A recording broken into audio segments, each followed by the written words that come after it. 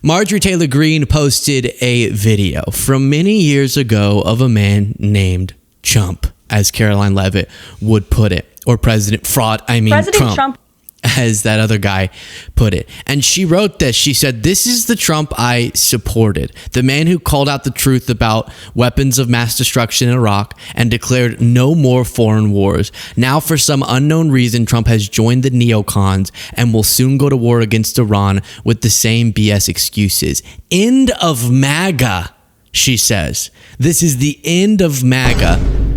Bum, bum, bum. And here's the clip that she posted. Of lives, we don't even have it. Iran is taking over Iraq with the second largest oil reserves in the world. Obviously, it was a mistake. So George Bush made a mistake. We can make mistakes, but that one was a beauty. We should have never been in Iraq. We have destabilized the Middle East. But so you still think he should be impeached? I think it's my turn, isn't it? You do whatever you want. You call it whatever you want. I want to tell you, they lied. Okay. They said there were weapons of mass destruction. There were none, and they knew there were none. There were no weapons of mass destruction.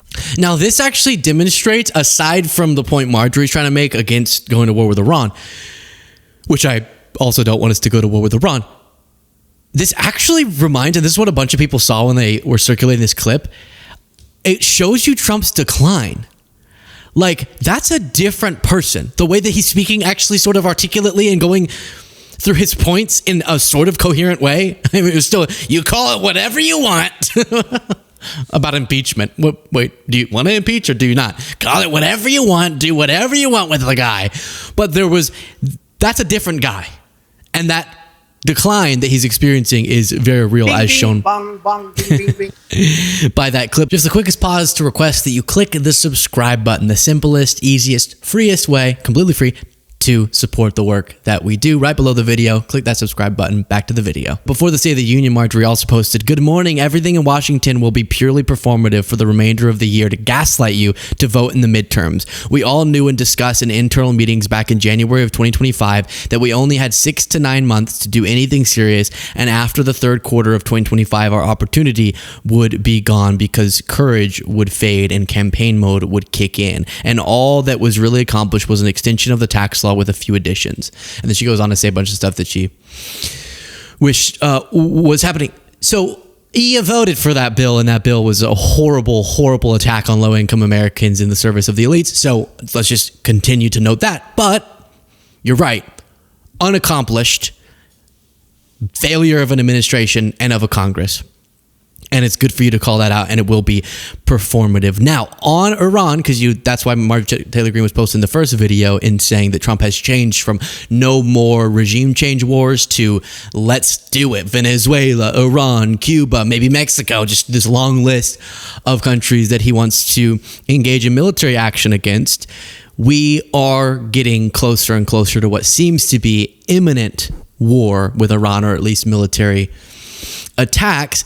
And that's already kind of been known because of reporting from inside the administration and the amount of military resources that are being flooded to the region. It would be like, this would be a huge waste of money and resources and escalation if a strike wasn't happening, given the sheer amount of stuff in terms of military equipment and personnel that they're sending to the region. But now another example of how this is imminent is Mike Huckabee, the U.S. ambassador to Israel, urging U.S. staff wishing to leave Israel to do so today as Iran tensions grow. So he's like, hey, if you're going to leave as this war gets going, leave now. Big, big sign, despite the fact that their justification is getting very, I'm not trying to be that guy whose brain is broken by Iraq. I mean, plenty of reasons for your brain to have been broken by it, but that's not the only event ever in history. But it's weird, the parallels of them trying to actually do the weapons of mass destruction thing again, almost to the word. And once again, it not being substantiated by evidence. Trump said Iran will soon have missiles able to hit the U.S. A 2025 intel report said it would take 10 years. And that was in addition to them saying they obliterated the nuclear program. But wait. I'm a dum-dum, right? Maybe we should get someone smart to explain this to us. Let's have Mark Wayne Mullen explain to us why this makes sense. So as long as the Ayatollah is going to continue to try to rebuild the system that he said he wasn't going to do. That's why we ended the 12-day war, because they said they were done trying to build a nuclear weapon, yet they're obviously trying to rebuild it. Right, We're not going to let that happen. If we obliterated it, we being the United States last summer, then why are you worried about it right now? Because they're rebuilding it, and you can see them rebuilding it. But it was not obliterated. enriching. Well, but it doesn't mean you can't rebuild. I mean, people have car accidents and obliterate their bones and their legs, and yet they can still put, they can still put metal back in them and walk again. What? What? What the hell does that mean? Oh my gosh. Oh no. You could take that one down. You also had him getting a little mix up here. Yashar Ali posted this. Wow. U.S. Senator Mark Wayne Mullen, who serves on the Armed Services Committee, believes that Ayatollah Khamenei, the current supreme leader of the Islamic Republic of Iran, has been the supreme leader since 1979. He also believes that Ayatollah Khomeini, the founder of the Islamic Republic and the first supreme leader, came into power saying he wanted a nuclear Iran. This is false. In fact, he was very skeptical of nuclear ambitions. It wasn't until years later that the Islamic Republic became interested in pursuing nuclear enrichment. How are you going to mix up Khomeini and Khomeini? Mark Wayne? What kind of doofus doesn't know Khomeini is not Khomeini? No, I'm just playing. Seriously, this is dumb. Caitlin, we are not wanting regime change, but the person that's leading this effort is the Ayatollah. Remember in 1979 when he came to power, he was saying that he wanted to be a nuclear Iran, and we have been preventing that from taking place. And when we stopped bombing them, because we could have. So he is referencing a different guy, which is kind of awkward, but this is Dan Bongino. He's like, hey, let's do it. Let's go to war. I'll do it myself. Yeah. Right. Jab. Uppercut.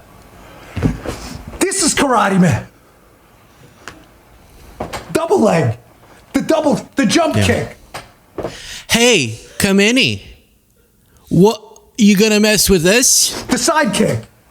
The roundhouse. The tie kick. Body.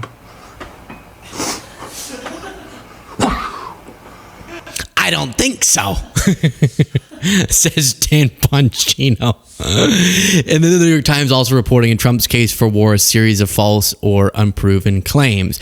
As they made their public case this week for another American military campaign against Iran, President Trump and his aides asserted that Iran has restarted its nuclear program, has enough available nuclear material to build a bomb within days, and is developing long-range missiles that will soon be capable of hitting the United States.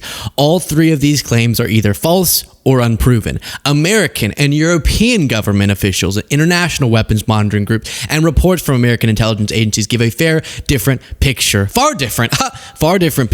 of the urgency of the Iran threat than the one the White House has presented in recent days. We're just reliving history. I was watching a video and being reminded of how history's cray. I mean, it's just like this, and we do it again. Oh, and we do it again. And I get the whole not the doesn't repeat rhymes thing. True, got it, good. I agree. But just the how we got here from Reagan, on a different topic. This is not about necessarily Iran, but just Reagan's message was "Make America Great Again." Did you know that? That's crazy. And it was the parallels between the beginning of what became the MAGA movement that you could track all the way back to Reagan and maybe even before, and how you look at that look at the present through the context of the past. Similar thing here, but they're making it too on the nail with we maybe don't have the evidence, but there's weapons of mass destruction, so we gotta go to war. And it needs to be repeated as many times as possible. We were called traitors and unpatriotic for going, I don't think you totally obliterated. And they said, yes, for years to come, they won't have any shot. And now, months later, they're like, they're rebuilding. Much like a leg when you get in a car wreck and your bones get obliterated. But then whenever you can put metal in them and then you can walk again, we're going to have to obliterate the bones again. I don't know what to tell you. We're just going to have to.